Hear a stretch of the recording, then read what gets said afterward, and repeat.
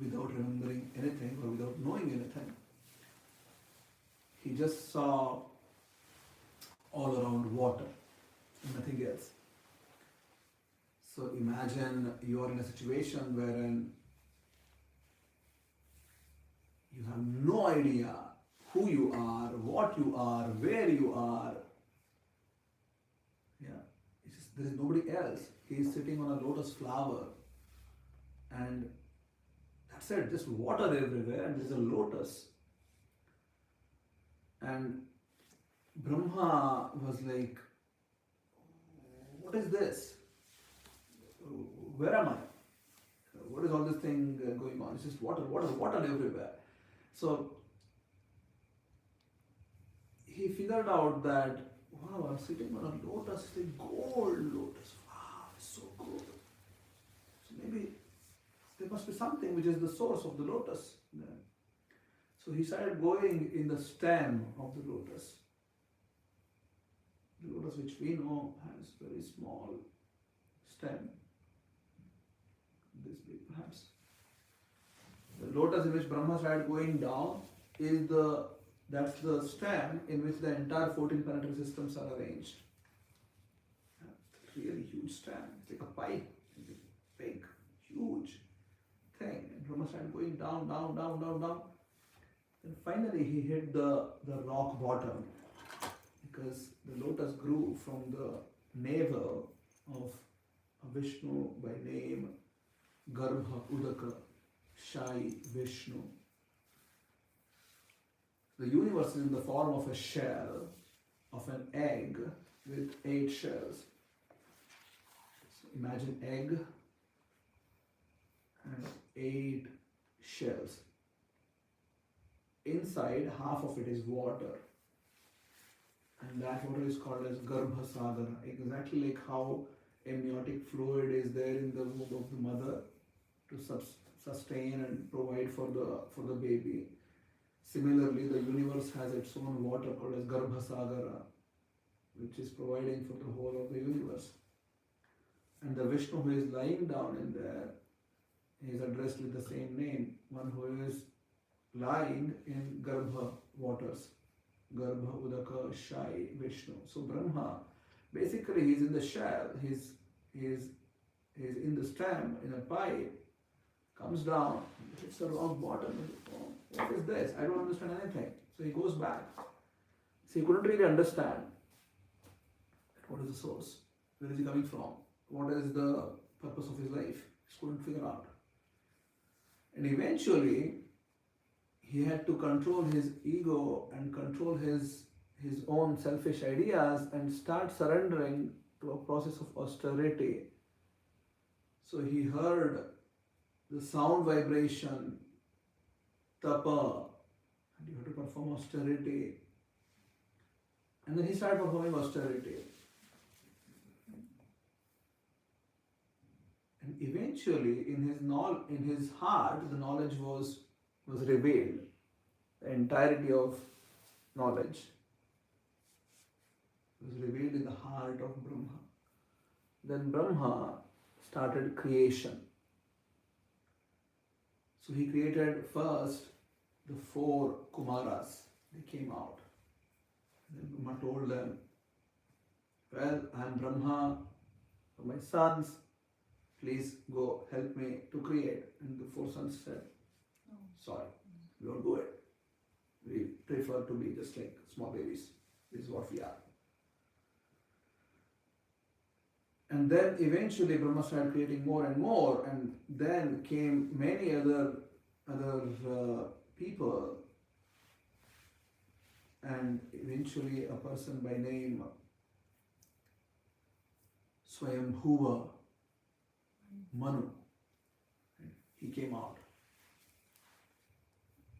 And he agreed, okay, fine, I'll do it. I'll help you. And the creation continues afterwards. But the point which we need to understand here is how in the world, how does it make sense at all that Brahma heard the word tapa And he actually understood that he has to perform tapa. Yeah. Because there is no reference there. And he doesn't know anything. You understand? So he heard the sound vibrations, tapa, and he started doing tapasya. Question is, how is it possible? Because there is like nothing. Intuition, right? Just like. But what is that intuition? That's the question. What is it? We call it as intuition. It's not just intuition. When we say intuition, we forget something. What do you think? Is it? Yeah, he got knowledge from his sight. Where? From his heart. Yeah, Sometimes you just understand what to do. Yeah, and do. that's what I'm saying. So we then forget something. Because the, what you call Brahman is in your heart, right? It's part of you. So maybe you kind of already know. But that's different. Brahman is different from Brahma. We are talking about Brahma. Brahma, I know, but within him also he had like a part of Vishnu, right? So, Yes, that's good. Yeah. You're coming somewhere there. Yeah. Yes. So, Paramatma in his heart, before giving him the knowledge, after he does tapasya, even gave him the understanding, because that's different. We call it as intuition. You're leaving? Yeah, I have to go. You have to go? Sorry, yeah. No problem. Next time, Monday again. Yes. So, Hare thank Krishna. you very much. Yeah. Hare Krishna. Hare Bol. Take some prasadam. No, I'm okay. Thank you. Okay. Thank you. Hare Krishna. Hare Krishna. Thank you very much. So we say intuition. We say, but we forget that there is actually somebody else helping us in this process. That's Paramatma. It's because of existence of Paramatma we comprehend. There is a difference between just hearing or seeing or whatever and understanding. Do you get what I'm saying? They're two different things. Yeah. So I said, Yogamai, I want hot water, and she brought hot water. How in the world we understand actually that this is there is a translation there, right? So there is words being transmitted, and that's being understood. It's being processed and then acted upon, and only because of the existence of Paramatma that's feasible. Otherwise, it's not possible at all. And that applies to everything. So if you are really attentive in life, we will catch this. Yeah, Paramatma is helping. When we say intuition, yeah, we are taking credits for it. Yeah, it's my intuition. As such, we are not qualified for those kind of things. It's Paramatma who gives the inspiration from within, gives the understanding from within, comprehension from within. Yeah. We are not qualified otherwise. It's like Brahma by himself was not qualified. And eventually, after the first steps which Brahma did take, and he performed his tapasya, then Krishna also gives him knowledge, entirety of knowledge, full. So that's the first line of Srimad Bhagavatam. Tene Brahma Hridaya Adikavaye. So this knowledge was first revealed in the heart of Adi Kavi, who is Brahma. And that happened only when Brahma actually did what was supposed to be done. So many times what happens is we get this small tap from Paramatma, hey, do this. And we're like, shut up. I have better things to do. I have so many things to do. Who will care for you? Yeah. But if you just act upon it, then we get the next step. And we get the next step. And we get the next step. And that's how we can make spiritual progress. Otherwise, we are always silencing, and then if we just keep silencing, at some point of time, we don't even hear that voice anymore. We are just silencing. Our own karmic baggage will start speaking to us then. Yeah. So, person who is a serial rapist or a serial killer or whatever, their intuition always will go on and do this. Right? Here, that person, kill them. Because they are not hearing to Paramatma, they are hearing to their own karmic reactions. They will start getting higher voices. The voice becomes much, much louder, and eventually Paramatma's voice is just absolutely silenced because we never heard. But he is still telling, even today, to us. Yeah. And if we just somehow or the other figure out how to listen to that voice, okay, there's a lot of other noise around, but we try to hear to that one voice of Paramatma.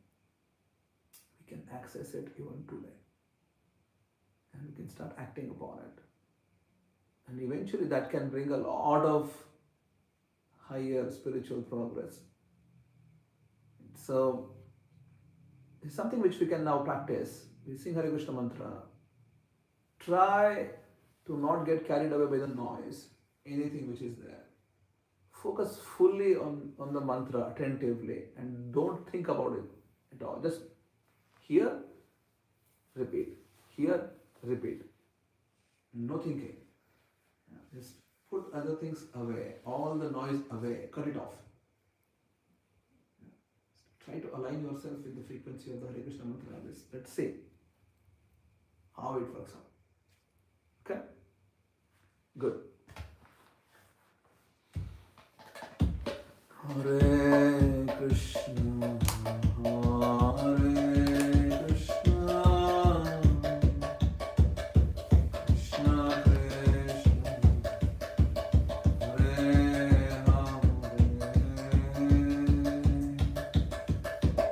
Hare Rama, Hare Rama, Rama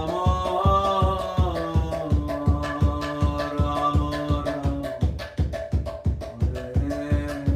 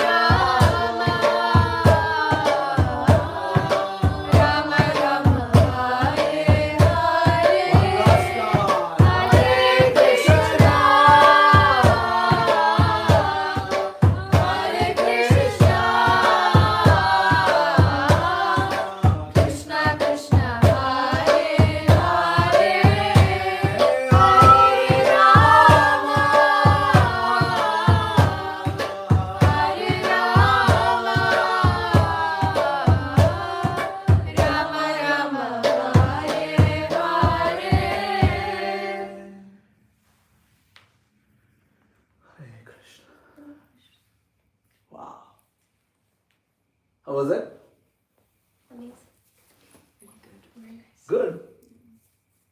To share anything? Anyone?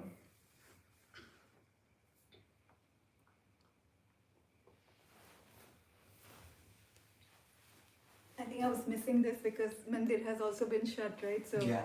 I've been like craving to listen to Kirtan, and yeah, this is really nice. Good. Tomorrow you can come to Amsterdam also. I have a program. I'll try in my Amsterdam. best. How's it for you?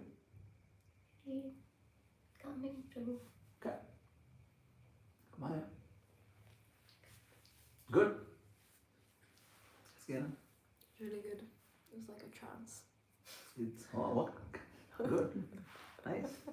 For you, Suhail? Okay. Anything you want to share? You have to ask.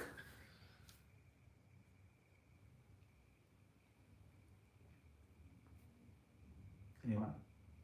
I have to ask, but about the class. I read you are starting Bhagavad Gita in December. We are in a sort of a transition period right now. Okay. We want to start a course. Only question is where. Because this facility, when we are doing the other facility, we don't want to go through that anymore.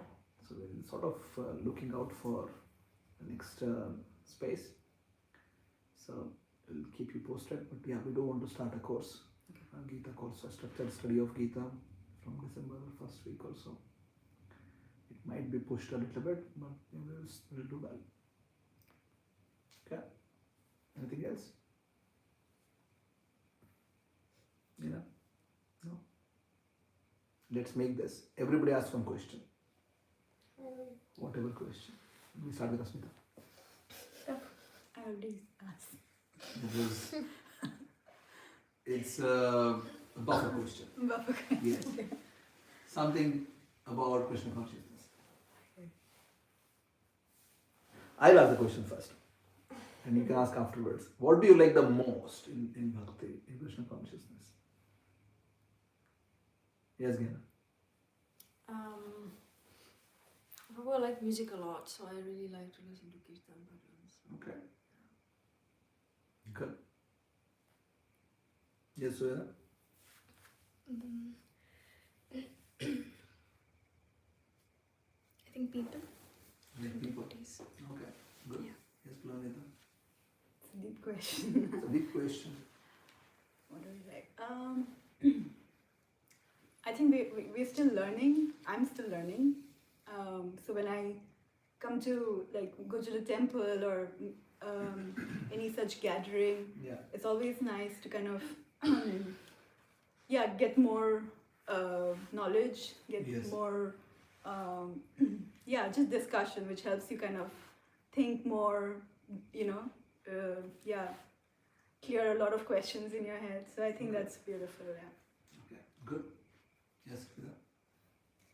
Oh, I think so many things goes on in your day that it gets too stressful, and then I'm just happy that there's a place that I can be in the association of all the devotees, and it doesn't require any effort and gives you peace. Okay. Yes, Maya. What I like? Yeah. What do you like? Huh? What I like? I like to study scriptures. Like to study do scriptures. Service, association with devotees, especially when someone from Maharaj's come here, because I feel this deep connection.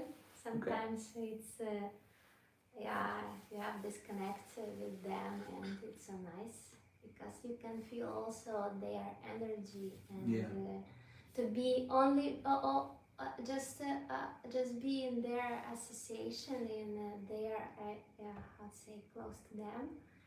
It's already uplifting you, even if you don't ask questions in that moment. But sometimes I just sit in lecture and I have some questions, some certain questions, and but I'm not used to ask them in public. But I have these questions, and this may be in an environment that they start to answer my questions in this lecture. Or even they catch this topic, what is in my head, in my mind, and give lecture about this, and I'm thinking, wow, nice. I was thinking about this in the morning. I come to the lecture and get this. So I like this the most. So that's why I like to sit closer to them, because I like to feel them, and only just sit there, and even if they don't talk, I feel this, and it make me also more, let's say, more spiritual, or how to Okay. say in English. I don't know. Good. Thank you. I like it. Okay. Good. Your turn to ask questions now. So Asmita was supposed to ask, right? Well, I had to ask so many questions from him, but after the class. After the class. But we Yes. also want to get answers. Yes, It will take 2-3 Um, hours, that's why I forgot to explain. Maybe you can circle back to me. Okay. Circle back. Sure. No. Okay. I will start to do that. Circle, sure. I notice that for me, sometimes when I'm going through a tough time, I usually am more devoted and more seeking and Yeah. more, I just want this more.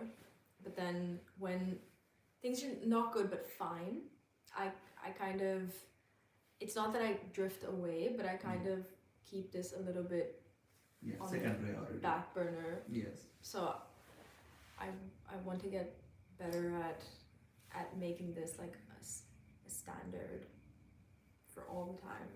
Okay. How would you recommend I move forward? Well, to begin with, you need to understand that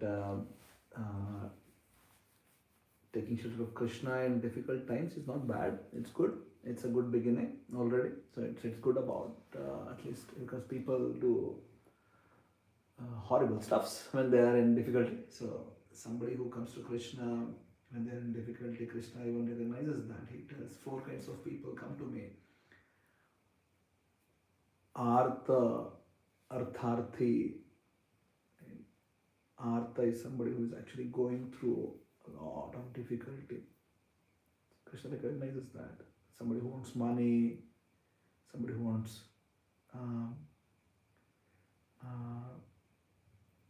knowledge or seeking knowledge, and who are already in knowledge. So these are the 4 kinds of people who go to Krishna.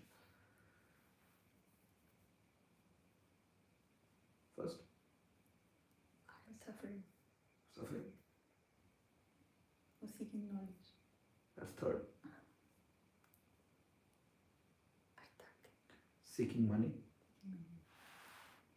wealth, comfort, whatever. Seeking knowledge, in knowledge. Yeah. So it's okay to make a beginning like that, but then eventually we need to understand that bhakti is not a process which is for bad times. Right? Is actually for you to be in good times always. Like, how do you live in a way that, because good and bad times are basically creations of mind. It is not really there. It's just the mind which is interpreting it like that. Yeah. It's really not there. There is nothing called as good and bad times. It's just the mind which interprets. It makes you feel it's really bad time. Oh, it's a really good time. But as such, they're both transient. They're not there as such. They don't exist. It's not there. But really understand that. So once you take bhakti a bit more seriously, you understand how to transcend it. And then be in happy times always. And we're not telling that you transcend good and bad and you are like always like a serious face, and no emotions and nothing. And that's not what we're saying. What we're saying is you transcend good and bad and you be with Krishna and be happy always. Yeah. So that's our proposal. But for that to happen, you need to be able to start practicing irrespective of what's going on in life. Good times, bad times, doesn't matter. I practice every day. And that's how you can become a great one day. All the greats in the world, they practiced, rain or shine, I go. Every morning, 5 o'clock, I go out and practice. From the childhood, eventually they became vets. Right? So at some point of time, you need to be able to put your superficial, transient experiences away and then just do what is supposed to be done. And that's how you can eventually transcend the good and bad. Okay? So practical thing which you can do it from today night, tonight, is chant Hare Krishna mantra daily. Study Gita and Bhagavatam daily. Try to connect with Krishna with a bit of peace of mind daily. Yeah. And you need to do this. And then you will see that, wow, this actually gives me a different sort of pleasure. Everybody looks for pleasure. The whole world. Everyone. Where you seek it, how you seek it, how do you really get it, that's different, but everyone seeks pleasure. Everyone. Every single living entity seeks pleasure. And our proposal is you can get pleasure with Krishna and be happy with Krishna. We're not telling that, oh, you become Krishna conscious and suffering. You can be happy. Fully happy forever. Okay? Is that good? Mm-hmm. Yeah. Yes. In last class you mentioned, I think, few steps. Mm-hmm. And one of them it was time. Kala. Mm. So I was thinking about it and just wanted to understand, like, how do you manage that in order to reach, because it gets very difficult and You never ever manage time. You manage yourself. You can't manage time. It's a misnomer. You know what's a misnomer? It's a wrong word. Time management is a wrong word. It's a misnomer. Because you can't manage time. Time manages everything in the whole creation. We can't manage time. We need to manage ourselves with respect to time. Time is there. How do I manage myself? So that's the question. So I rephrase your question and I'll answer it. Okay? So don't feel that, oh. So okay, fine. What's the deal then? So here is the question: how do we manage ourselves with respect to time? The answer to that is, first you need to have what is the driving force of your life. What is that? Right? If you think whatever you're thinking right now as the driving force of your life, that is not really aligned with Krishna, then it's a bit difficult then to manage everything. So the driver needs to be Bhakti for life. And other things can be passengers. They all come in the car. Somebody is driver, right? In the car, not if 4 people are there in the car. Not everybody is a driver, right? Not everybody has a steering, everybody has an accelerator, brake, and you don't drive it like that. Like one person is a driver, a person is driving, and everybody else is a traveler, passenger. Yeah. So in our life, there has to be, we have to be very clear who is the driver. Our ambitions, our own wishes, desires, our whatever, or Bhakti. Who is the driver? Most of the times in our lives, Bhakti is a passenger. He is not even a passenger, he is a drunk. He just, so yeah, just is there. He is also coming. Yeah, I also do that. So, we have to make a Bhakti driver. It has to drive the vehicle. And everybody else is a passenger. So we take everybody else. Right? We do achieve things in your life. Make sure that you are performing really well in your work and get awards maybe, and make sure when you do get the award, tell that, yeah, I'm able to perform like this because I do meditation and then I live a mindful life and be an ambassador. Right? So that's the first thing. To figure out who is the driver and to fix Bhakti as a driver. Once you are able to do that, everything else will follow. Because that's the design of the universe. Once you fix this, everything else will follow. Of course, you may not be able to, achieve everything, whatever you had wished or desired or whatever. But you will be taken care of by the universe. because you are doing bhakti, and the universe is reciprocating with that. So even if there are some things which are perhaps not going that great, in your heart you will be always peaceful and content, because the most important thing in life is taken care of. Yeah. There is a statement in English: the main thing in life is to keep the main thing as the main thing. Right? And unfortunately, we fail. For us, everything else other than the main thing are the main things, and the main thing, don't even ask about. I don't have time. Okay? Good. Yes, Lorna. Comes back to me. Yes. Okay, I have something to share, and then I have a question as well. Yes. Share. Someone needs to tell me the time. Okay, I have no idea. I have Yeah, never watched today. 8:23. Okay, good. We have like 20 minutes then. But go ahead. Okay, I wanted to share about detachment. So earlier this year, I really wanted to kind of focus more on into this journey, and it's really helped me to kind of the whole Krishna consciousness, to slowly detach from things. And it's funny because you sometimes you're so, like, you have your desires and your things you love, and I thought it's going to be so difficult, but end of this year, in retrospect, I'm just like more peaceful, more happier. So yeah, that's been a wonderful experience. Yeah, good. And second thing is, I wanted to ask you about finding a guru. So yeah. Good. Yeah, so once we start becoming serious in the practice of bhakti, then the next aspect is to actually find somebody who is going to be the teacher, right?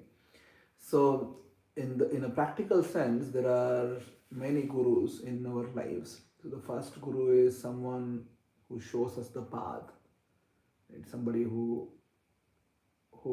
made sure that you came to temple for the first time, for example. Right? Somebody told you that there is something like this, go. They showed the path, which made you to go there. So they are a guru. Right?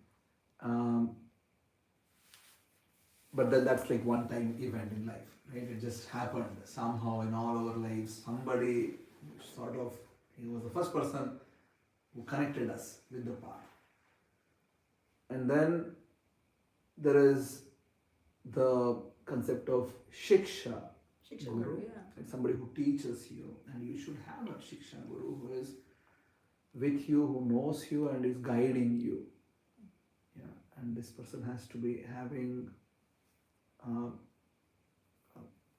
personality with whom you connect with, and then you're open, you're able to ask questions, you're able to ask for feedback and guidance and everything. You have trust, you have developed this over time, and then something which is really needed for life, right? So our whole lineage is the lineage of shiksha, actually, right? So, and then there is diksha, somebody who gives you initiation. Yeah. Right? So we have many initiating gurus who visit us, like Sachinandana Swami Maharaj, Mahatma Prabhu, and things like people like that who come and who also accept disciples. And So how do you approach? yeah, so the first thing which needs to be done is that in our family we have a lot of those gurus, right? So Diksha gurus. If you are not zeroed in on yet, we can sit down someday and then I can help you, if you can explain to me what are sort of things which you like in life, and we can make a list of a few devotees whom you can start hearing from, and eventually you can see whom do you like the best, and who is that who is really connecting with your heart. It's not like you are judging people, but you need to really feel that there is a connect. There is a connect which is there. But we need to also understand in the modern context, it is really not possible for any of the gurus, like the initiating Diksha Gurus to come and sit with you and guide you on a personal basis. So the most important link is also a Shiksha Guru from whom you actually learn. So just because you get a Diksha Guru doesn't mean that there is no Shiksha Guru anymore. So there will be a Shiksha Guru. In most certain cases, there will be a Guru, a person who is your mentor, who is guiding you on the path, and that will continue anyways, right? But Diksha is also important. That's one of the most important steps in your life. And you actually surrender. So your connection with the whole Parampara and Sampradaya becomes official. Yeah. And there is a connection then. But we should not expect that, it's because I accepted now this person as my guru, that he will be there with me on WhatsApp, every single message he will respond, and then perhaps it's not going to happen. Yeah. You may see perhaps once a year, and then maybe you'll get to speak for 5 minutes or 2 minutes or whatever, and then perhaps that's it. And then the inspiration should come from hearing from them. And so you should hear from them and then try to adapt to the mood and then serve. Ultimately, it's not one person you surrender to, it is the whole tattva you surrender to, Guru Tattva. And that's sort of the most important thing, that you need to surrender. Your heart needs to surrender to the principle of Guru. And when the heart is surrendered, again, the universe is created it's a system which is designed in a way that if you are surrendered, you will be shown the path. So you will continue to walk, but at the end of the day, you need to walk. Just because somebody takes a guru doesn't mean that, okay, lottery now. Right? No. Yeah. Srila Prabhupada tells it very clearly that at the end of the day, you need to fly your flight. Yeah. Understand? You need to fly your flight. You need to be the person who is flying. Of course, there are a lot of emotional and things which are associated with, like, oh yeah, I surrendered and this person will deliver me, but then you need to be qualified enough to be delivered, right? So for that you need to really walk the path. So the burden, the majority of it is on the shoulder of the disciple. Now surrendering to a guru is the first necessary qualification, because once you surrender, the journey starts. That's why it's called as initiation, Diksha. It's the initial, right? It's the beginning.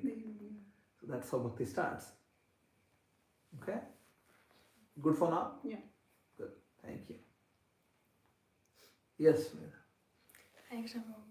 Thank you so much, Prabhu. I really Sure. hope that these sessions continue even when people are not coming. I No. sincerely pray that Yeah. these sessions We'll continue. continue. It's just changed my life. I wanted to ask something about self-centeredness. Yeah. Like recent incident, like something happened in my family, and they didn't tell me, and I was very hurt. And also a couple of incidents like that. You're when hurt because something bad happened, No, or they didn't tell you. they didn't tell me. That's why you're bad. You're feeling bad. Okay. I think it's a good enough, precise Yeah. question what I wanted to ask. Yeah. A couple of other incidents as well, when I realized that I don't want to be the center only in my life, but I want to be also the center in other people's life. Yeah. And how do I bring Krishna out? It's just, I understand it from a very rational perspective that I cannot be the enjoyer because one, it's not nice because nothing has been done by you to enjoy it. Yeah. So you're just enjoying something else. So you need to be grateful rather than being an enjoyer. And second, something like it's going to bind you. So if you're just working for your own enjoyment. And so I understand it from a rational perspective that we're not designed for it. But the self-centeredness is just Yeah, not it nice. will take quite a few years, decades, lives, perhaps. So be ready for it. This is the journey, and that's the biggest question which needs to be answered at some point of time. That how long will it take for me to actually surrender to Krishna? And all of us are in the same boat. We are having this disease called as Bhavaroga. We all have it. Everybody has it to different extent, and realizing it is the biggest first step. and then I need to actually make plans to surrender to Krishna and serve Krishna.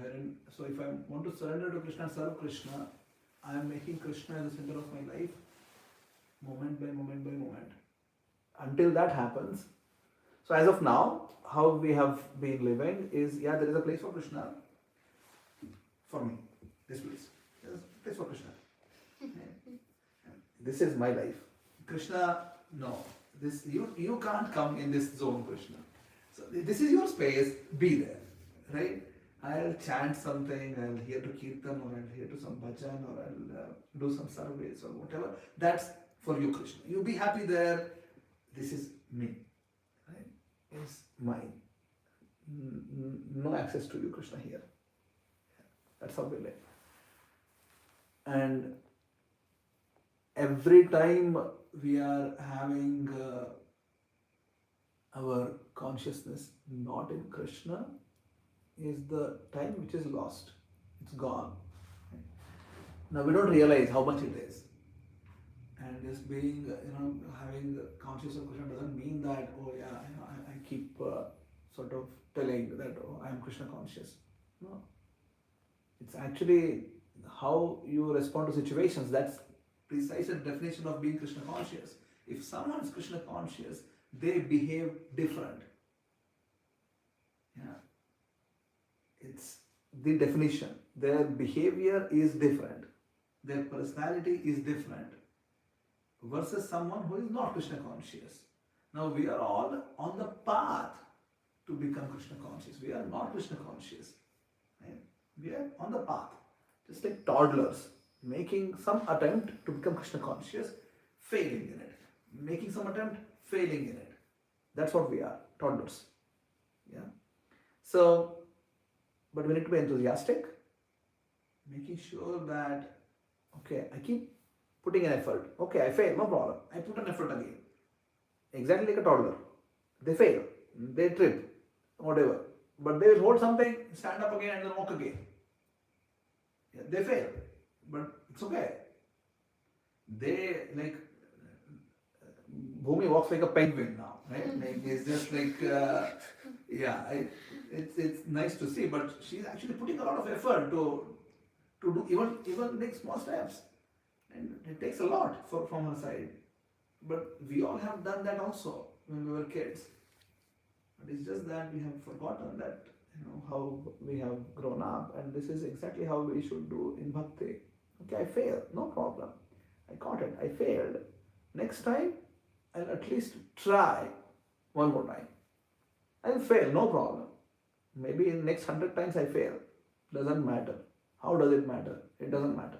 I have been failing since like millions of lifetimes now. And how does it matter in the next few hundred times I fail? It's okay. I'll be enthusiastic. I'll keep trying. Yeah. So first and foremost thing, come out of this goal-oriented, result-oriented mentality. As long as we are there in that mentality, we will not get even one step higher. I want to get there. You will not get there. Yeah. Better you need to feel, I want to serve Krishna and want to make Krishna happy. That's a desire which can be cultivated. It can increase your attachment to Krishna. This can help you to be connected with Krishna, and this can help you to be Krishna conscious. And being Krishna conscious, you'll be able to handle situations. Not the other way around. That, oh, now I'm able to handle all the situations. I'm Krishna conscious. No. Yeah. The other way around. Start trying to be having this feeling, I want to serve Krishna. And then keep serving Krishna. And then eventually you will be able to experience Krishna and connect with Krishna all the time. And then that's how you can handle situations then. So that in between time is going to be a lot of failures. Right? Because we are not there yet. And we should not want to be there, to get there. So what we should want is, I want to serve Krishna. It's okay. I'm a failure. No problem. I want to serve Krishna still. I have failed so many times. No problem. I'll serve Krishna still. Yeah. So that's where the enthusiasm needs to be really high. Because you're going to fail for sure. Yeah. You will fail. That's like given. Right? But that should not demotivate. Because the point is not about succeeding there. The point is about pleasing Krishna. And if that happens, then it's fine.